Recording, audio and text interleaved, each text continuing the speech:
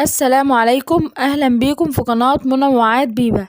ازيكم يا حبايب قلبي؟ عاملين ايه؟ يا رب تكونوا بألف خير. جايه لكم بقى بفيديو جديد كده، ويلا بينا نبدأ ونشوف هنعمل ايه في الفيديو بتاعنا.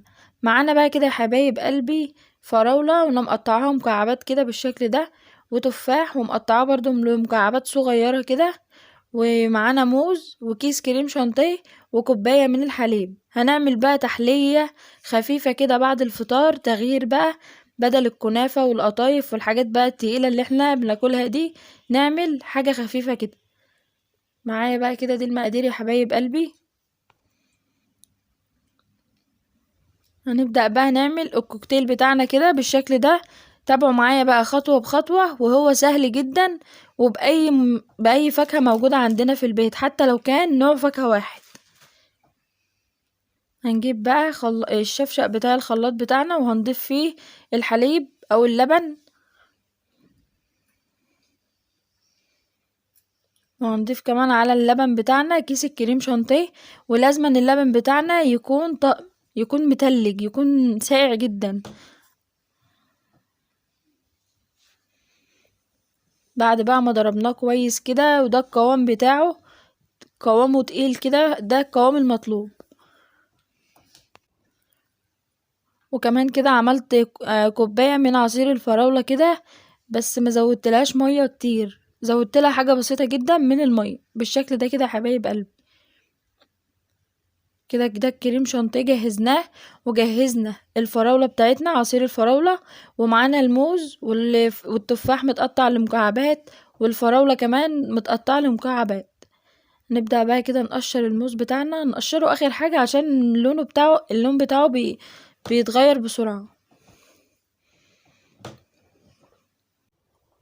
هنقطعه بقى كده بالشكل ده كده يا حبايب قلبي.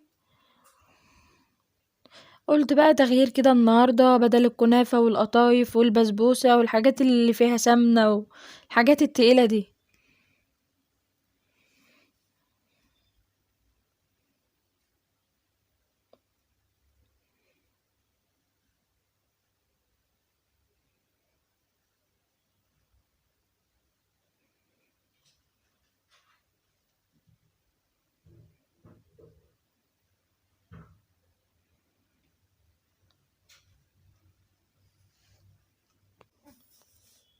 هنجيب بقى الكوبايتين كده اللي هنجهز فيهم الكوكتيل بتاعنا، ونبدأ بقى كده نرصه ونرتبه في الكوباية بالشكل اللي احنا نحبه.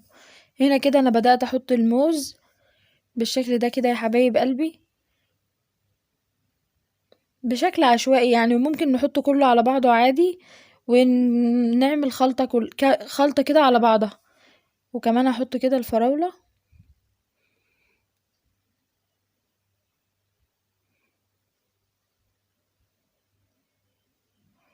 وحطيت كده في الكوباية التانية يا حبايب قلبي برضو فراولة، واحط بعدها موز على طول.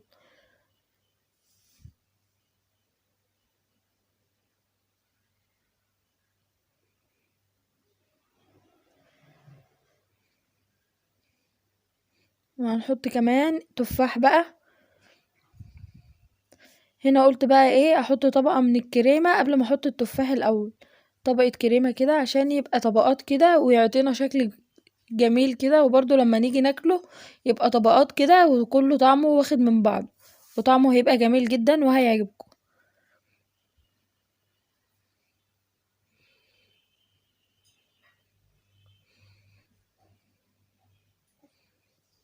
بالشكل ده كده يا حبايب قلبي. حطيت برضو بعد طبقة الكريمة معلقتين كده من عصير الفراولة، طبقة عصير فراولة برضو.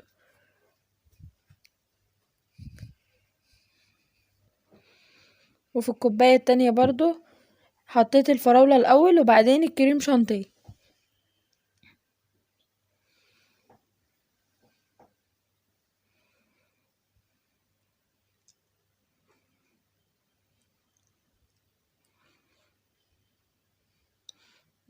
بعد كده بقى بحط التفاح، ممكن نحط كيوي بقى، جوافة، رمان، عنب، المتوفر عندنا نستخدمه عادي.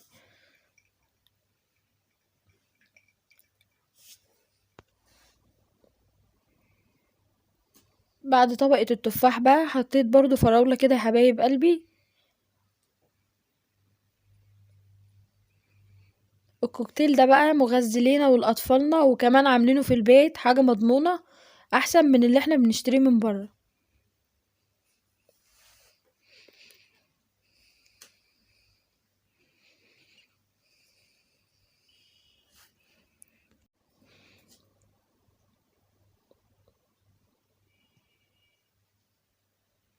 هنبدأ بقى كده نحط طبقة برضو من الكريم شانتيه او عصير الفراولة الاول.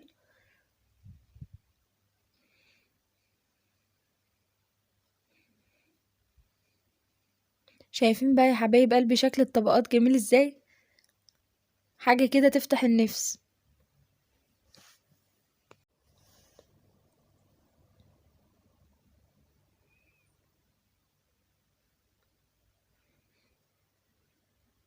بعد بقى كده طبقة الفراولة هنحط كده من الكريم شانتيه يا حبايب قلبي.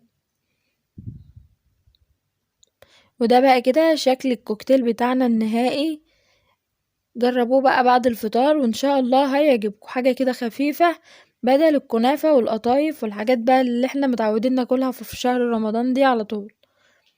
اللي وصل بقى معايا لحد هنا يا حبايب قلبي ما تنسوش تضغطوا لايك، ولو انتوا لسه جداد في القناة واول مرة تشوفوني ما تنسوش تضغطوا كلمة اشتراك وتفعلوا زر الجرس عشان يوصلكم مني كل جديد، وقولولي بقى رأيكم في الكومنتات لان كلامكم بيسعدني وبيشجعني ان انا انزل لكم فيديوهات جديدة دايما يا حبايب قلبي.